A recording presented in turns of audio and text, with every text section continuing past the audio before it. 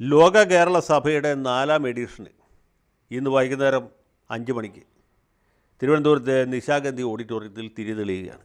തിരിതെളിക്കുന്നത് മറ്റാരുമല്ല, അഖില കേരള ചക്രവർത്തി സഖാവ് പിണറായി വിജയ മഹാരാജാവാണ്. വിജയ മഹാരാജാവിൻ്റെ ഐഡിയയാണ് ഈ ലോക കേരള സഭ അഥവാ ലോക പ്രാഞ്ചി സഭ നടത്തുക എന്നുള്ളത്. കഴിഞ്ഞ 3 സഭകൾ വമ്പിച്ച വിജയമായിരുന്നു.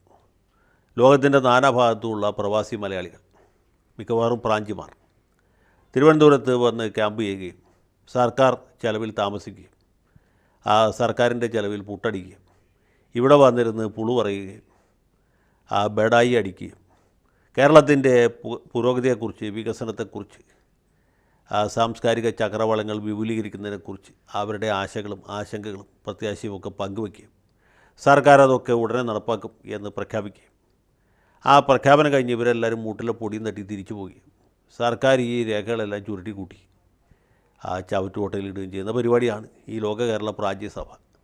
അങ്ങനെ 3 സഭകളും വലിയ വലിയ പ്രമേയങ്ങളൊക്കെ അംഗീകരിച്ച് സർക്കാരിന് സമർപ്പിച്ചു. അതൊക്കെ സെക്രട്ടേറിയറ്റിൽ പൊടി പിടിച്ചിരിക്കുകയാണ്.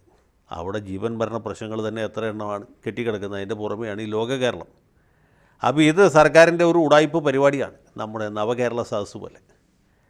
അതിലെ പ്രധാനം നമ്മുടെ മുഖ്യമന്ത്രിയും 20 മന്ത്രിമാരും പ്രജകളെ കാണാൻ വേണ്ടിയിട്ട് ഒരു എയർ കണ്ടീഷൻ ചെയ്ത ബസ്സിൽ എഴുന്നള്ളുകയാണ് ചെയ്തത്. ഇതങ്ങനെയല്ല. ലോകത്തിൻ്റെ നാനാഭാഗത്തുള്ള പ്രവാസികൾ, എല്ലാ പ്രവാസികളുമല്ല, അതിൽ അത്യാവശ്യം കാശിന് വകയുള്ളവർ, കഴിച്ചിലിന് വകയുള്ളവർ, അവർ വിമാനം പിടിച്ച് തിരുവനന്തപുരത്ത് വരികയാണ്. സർക്കാരിൻ്റെ ആതിഥ്യം അനുഭവിച്ച് വികസനത്തെക്കുറിച്ച്, പുരോഗതിയെക്കുറിച്ച്, സുസ്ഥിരതയെക്കുറിച്ച് അവർക്കുള്ള സങ്കല്പങ്ങൾ, സ്വപ്നങ്ങൾ പങ്കുവയ്ക്കുകയാണ്. അത് പങ്കുവയ്ക്കുന്നതോടെ അവരുടെ ജോലി കഴിഞ്ഞു. അത് കേൾക്കുന്നതോടുകൂടി, ഇവർക്ക് സദ്യ കൊടുക്കുന്നതോടുകൂടി സർക്കാരിൻ്റെ ഉത്തരവാദിത്തം അവസാനിച്ചു. അപ്പോൾ അരി മുതലാളി ഉണ്ടാവും, രവി മുതലാളി ഉണ്ടാവും, മറ്റൊരു പല മുതലാളിമാരും ഉണ്ടാവും. പിന്നെ ഓരോ സ്ഥലത്തെയും ഈ പ്രവാസി സംഘടനകളുടെ 1-2 പ്രതികളുണ്ടാവും. 103 രാജ്യങ്ങളിൽ നിന്നായിട്ട് 200 പ്രതികൾ വരുന്നതാണ് മനോരമ റിപ്പോർട്ട്.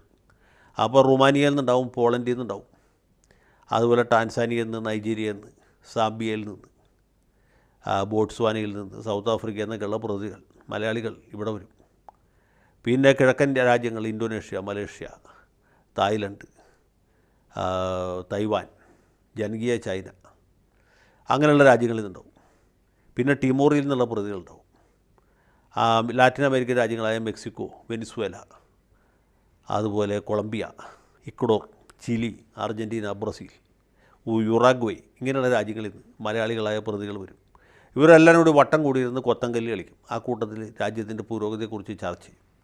കേരളത്തെ എങ്ങനെ പരിപുഷ്ടമായ ഒരു ജനാധിപത്യ രാജ്യമാക്കി മാറ്റാം, എങ്ങനെ സ്വതന്ത്ര പരമാധികാര റിപ്പബ്ലിക്കാക്കി കേരളത്തിൻ്റെ വികസനം ഉറപ്പാക്കാം, എങ്ങനെ സഖാവ് പിണറായി വിജയൻ്റെ കരങ്ങൾക്ക് ശക്തി കൂട്ടാം എന്ന വിഷയങ്ങളെക്കുറിച്ച് കൂലങ്കഷമായിട്ട് ചിന്തിച്ച് അതെല്ലാം കഷായ രൂപത്തിൽ, കുറിപ്പടി രൂപത്തിൽ ഇവിടെ അവശേഷിപ്പിച്ചിട്ട് പോകും. സർക്കാർ അത് കിട്ടിക്കഴിഞ്ഞാൽ ഉടനെ തന്നെ പ്രവാസികളുടെ ഈ ആശയങ്ങൾ ഉടനെ തന്നെ ഉദ്യോഗസ്ഥ തലത്തിൽ പഠനം നടത്തുകയും ഇമ്മീഡിയറ്റായിട്ട് നടപ്പാക്കാനുള്ള പദ്ധതികൾ ആവിഷ്കരിച്ച്, ഇതിപ്പോൾ കഴിഞ്ഞ 3 തവണ നടത്തിയതാണ്. 4ാം തവണ ഇപ്പോൾ നടത്തപ്പെടുകയാണ്. ഇനി 2 കൊല്ലം കഴിയുമ്പോൾ ഇത് വീണ്ടും നടത്തും. അപ്പോഴും കാരണഭൂതം തന്നെ ഉണ്ടാവും എന്നാണ് നമ്മുടെ വിശ്വാസം.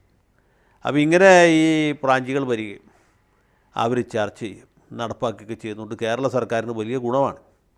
മലയാളികളായി നമ്മൾ ഓരോരുത്തരും ഇതിനെക്കുറിച്ച് ഓർത്ത് അഭിമാനിക്കണം. കാരണം ഈ ടാൻസാനിയയിൽ അല്ലെങ്കിൽ നൈജീരിയയിലിരിക്കുന്ന പ്രവാസികൾ അവരുടെ മാതൃഭൂമിയായ കേരളത്തെപ്പറ്റി ആലോചിക്കുന്നു. കേരളത്തിൻ്റെ വികസനത്തിന് വേണ്ടി എന്ത് ചെയ്യാൻ പറ്റും എന്ന് തലപുകഞ്ഞ് ആലോചിച്ച് അവർക്ക് അവിടെയുള്ള ബിസിനസ്സൊക്കെ നിർത്തി തൽക്കാലത്തേക്ക് അവിടെ നിന്ന് വിമാനം പിടിച്ച് കൊച്ചിയിൽ അല്ലെങ്കിൽ തിരുവനന്തപുരത്ത് വന്ന് ഇറങ്ങി കേരള സർക്കാരിൻ്റെ ആതിഥ്യം സ്വീകരിച്ച് ഈ വെണ്ടയ്ക്കയും വഴുതനങ്ങയൊക്കെ കഴിച്ച്, അല്ലെങ്കിൽ ചില്ലി ഗോപിയും ബട്ടർ മസാലയും കഴിച്ച് സന്തോഷമായിട്ട് ചർച്ച ചെയ്ത് തിരിച്ചു പോവുകയാണ്. അവരുടെ മഹത്തായ ആശയങ്ങൾ നമുക്ക് പ്രത്യേകിച്ച് ചിലവൊന്നുമില്ലാതെ സംഭാവന ചെയ്യുകയാണ്. പിന്നെ സംസ്ഥാന സർക്കാരിനാണെങ്കിലും അത് അതിൻ്റെ പ്രസിദ്ധിയുടെ ഒരു പൊൻതൂവലാണ്. ഖജനാവിൽ 5 പൈസ ഇല്ലാത്ത സമയത്ത് ഇതുപോലൊരു കെട്ടുകാഴ്ച നടത്തും. അതിനുള്ള പൈസയും നമ്മുടെ ഖജനാവിൽ തന്നെ എടുക്കും. ഖജനാവിലാണെങ്കിൽ പൂച്ച പെറ്റ് കിടക്കുകയാണ്, അവിടെ പട്ടി പെറ്റ് കിടക്കുന്ന അവസ്ഥയിലെത്തിക്കണം. അതിന് വേണ്ടിയിട്ടാണ് ഇത് നടത്തുന്നത്. നവകേരള സദസ്സ് നടത്തിയപ്പോൾ തന്നെ ഖജനാവിലേക്ക് വലിയ ചിലവുണ്ടായി. അതിൻ്റെ പുറത്ത് ഇത് കൂടി നടത്തി കഴിയുമ്പോൾ ഖജനാവിൽ ഇനി എന്തെങ്കിലും ഉണ്ടെങ്കിൽ അത് പൂർണ്ണമായിട്ട് ഇല്ലാണ്ടാവും. ഈ ഖജനാവിരിക്കുന്ന സ്ഥലത്ത് മിക്കവാറും കുളം അല്ലെങ്കിൽ കിണറെങ്കിലും കുഴിക്കേണ്ടതായിട്ട് വരും.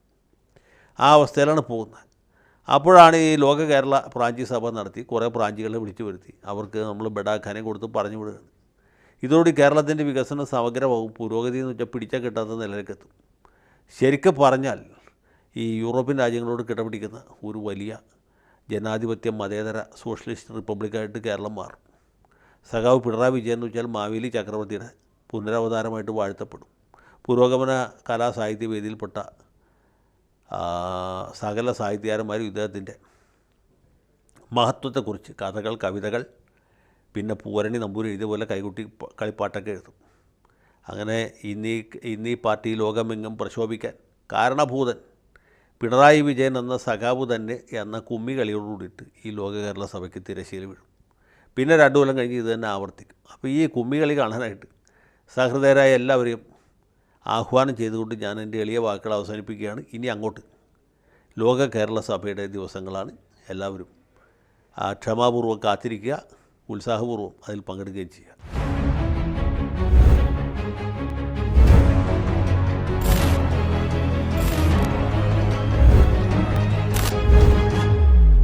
കൂടുതൽ വാർത്തകളും വിശേഷങ്ങളും നിങ്ങളിലേക്ക് എത്താൻ ABC മലയാളം സബ്സ്ക്രൈബ് ചെയ്യുക, ബെൽ ബട്ടണും അമർത്തുക.